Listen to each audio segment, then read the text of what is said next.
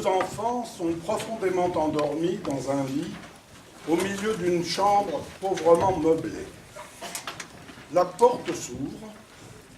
Apparaît un homme, une chandelle à la main.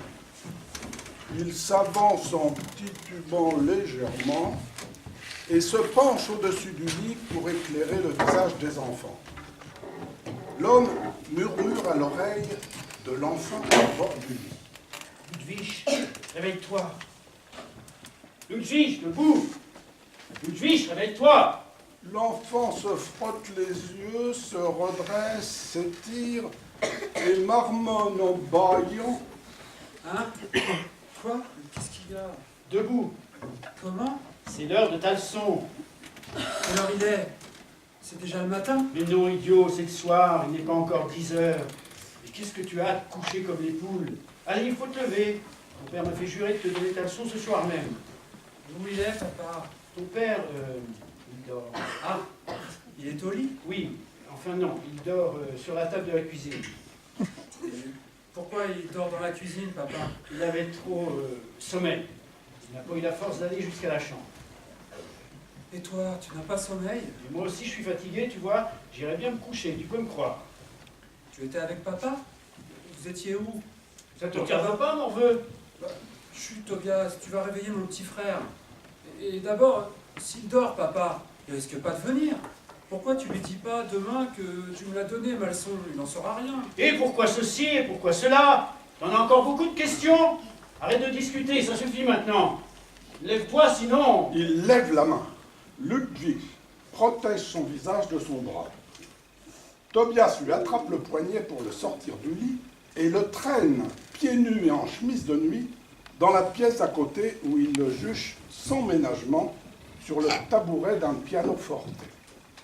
Il allume les bougeoirs de part et d'autre du porte-partition à la flamme de sa chandelle et la pose sur le piano.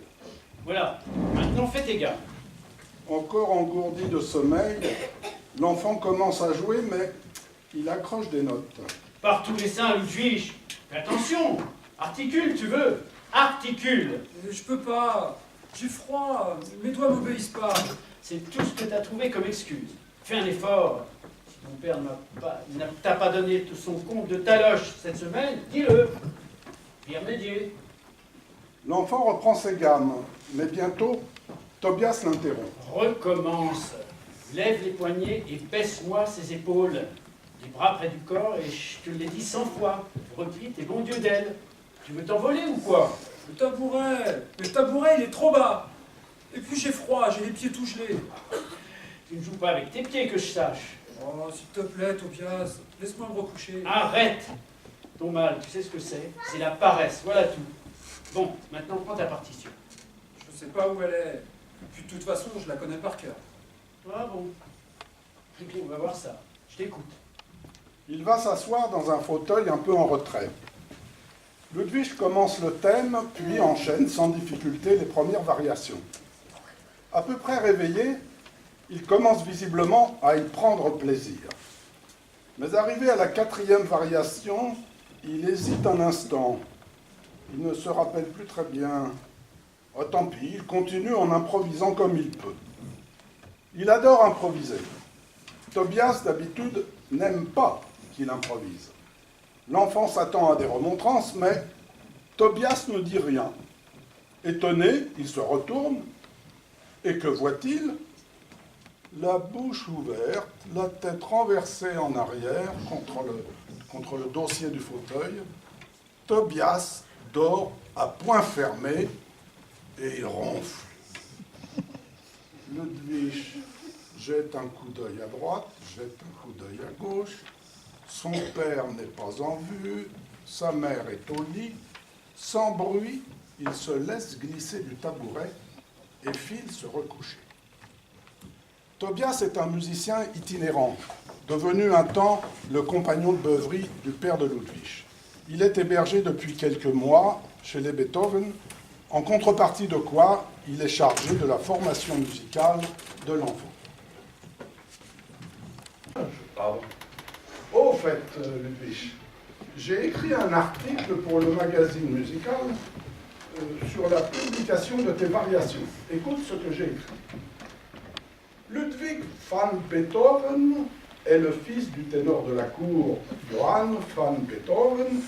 C'est un jeune garçon de 12 ans, doué des plus rares dispositions. Il joue du pianoforte avec un remarquable talent et il déchiffre fort bien. Il a été initié dans cet art par M. Neef, qui lui a appris à jouer couramment le clavecin bien tempéré de Sébastien Bach. Quiconque connaît cette collection de préludes et fugues dans tous les tons, une œuvre de la plus haute difficulté, peut juger du degré de science qu'il faut avoir pour la jouer. Monsieur Neef l'a poussé. Quoi? Qu'est-ce qui te fait rire? C'est que, maître, je vois que vous n'oubliez pas de vous faire de la réclame. Et alors? Est-ce que je raconte des histoires? Est-ce que je ne dis pas la vérité? Bien. Monsieur Neef, donc, l'a poussé dans l'étude sérieuse du contrepoint et autant que ses occupations le lui permettent, il l'exerce à la composition.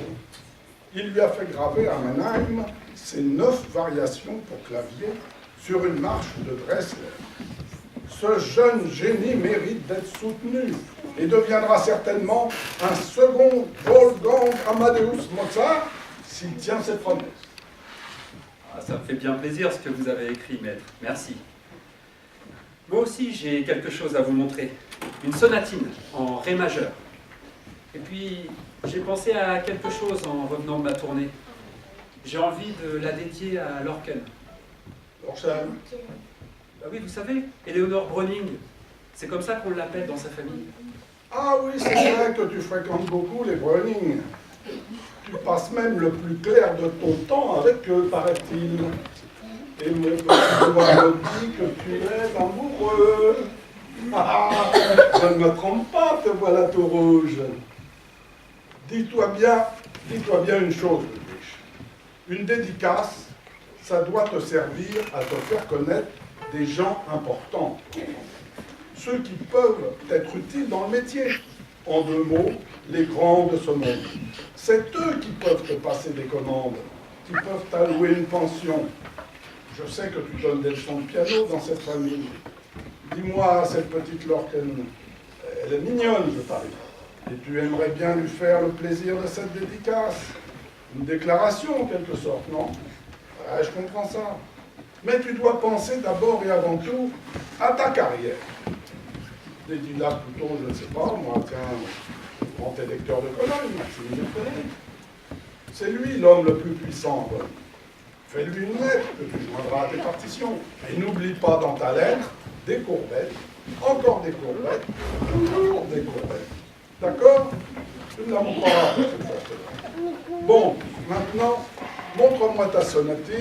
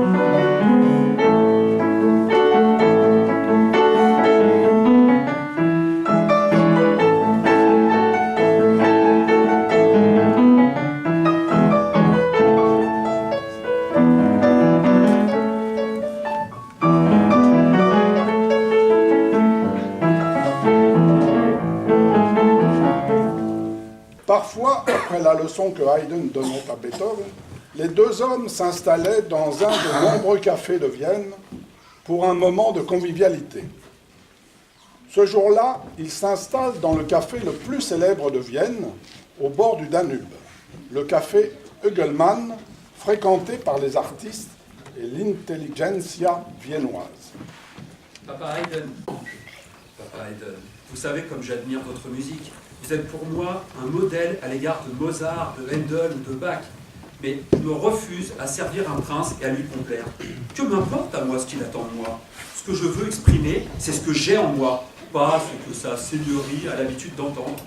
Si ma musique le bouscule, eh bien tant mieux, j'en suis fort aise.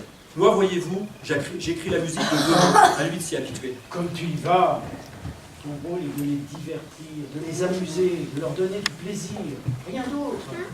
Sinon, t'es une viche, tu t'exposes à crier famine. Demain, la France sera notre modèle. La République nourrira tous ses enfants à égalité. Demain, nous conquérerons notre liberté. Demain, il en sera fini de notre suggestion à la noblesse. Demain, nous n'aurons plus à quémander des faveurs pour vivre. Nous ne nous contenterons plus des miettes. Demain, c'est tout le gâteau que nous prendrons. Louis, tu es fou, calme-toi. Parle plus bas, je t'en supplie. Tu vas nous faire arrêter. Nous aurons enfin notre liberté, celle dont Platon nous a fait rêver. Et nous serons enfin tous égaux. Nous ne dépendrons plus de ces fainéants couronnés, arrogants et incompétents qui se prennent pour Dieu. Demain, nous serons libres, enfin libres. Beethoven, le regard enfiévré, se lève d'un bond en renversant sa chaise, jette quelques pièces sur la table et sort, sans saluer Haydn, tout en gesticulant et haranguant les clients sur son passage qui le suivent des yeux médusés. Vive la Révolution française! Esclaves que vous êtes, qu'attendez-vous? Révoltez-vous! À bas la monarchie! Les aristocrates à la lanterne! Vive la République!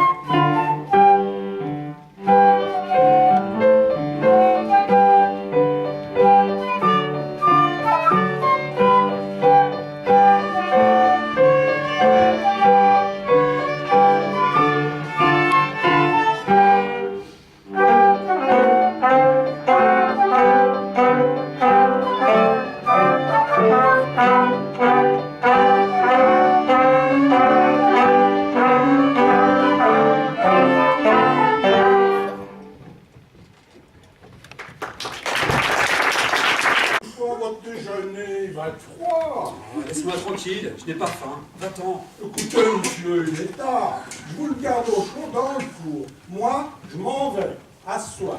Elle s'éloigne. Beethoven continue d'écrire. Tout à coup, il se lève et tout en maugréant, fourrage dans son fouillis de feuillets éparpillés un peu partout, sur sa table, sur les pianos, sur les sièges, sur le coffre. Et qu'est-ce qu'il a pu en faire, ce gredin? Et de quel droit il touche à mes papiers, cet ignare mal dégrossi? Jacquet! Viens ça! Jacquet! Où te caches-tu, face de rat? Viens ici, te dis-je, que je te rosse comme tu le mérites. Jacquet! Qu'est-ce que cette misérable vermine a pu en faire? La parole, ce vaurien leur a vendu. Jacquet! Si tu ne viens pas immédiatement, je te fiche mon pied au cul et à la porte! Mais qu'est-ce qu'il y a encore? Quel besoin avez-vous de hurler de la sorte? Où il est, Jacquet? Amène-le-moi par la peau des fesses. Vous l'avez envoyé à l'autre bout de la ville porter un pli. Vous vous rappelez pas? Qu'est-ce que vous lui voulez? Ah, cet abruti fiche le bazar dans mes affaires. Il m'a égaré ma symphonie.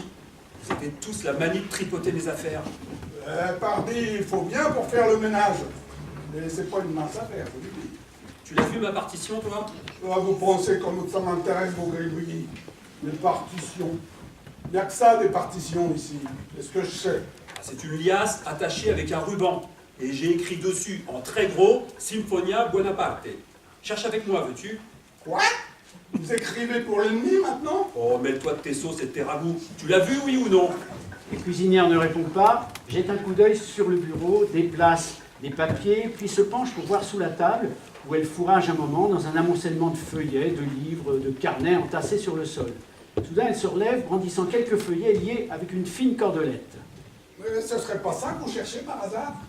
Ah oui! Ah, merci, ma petite Ingrid. Ah, tu es un ange. Tu me sauves la vie. Oublie ce que j'ai dit, oublie. Ah, viens là, que je t'embrasse. Ah, ça non, alors. Arrêtez. Vous voyez que ce n'était pas le Jacquet. C'est la faute à votre bazar. Oui, Chat n'y retrouverait pas ses petits.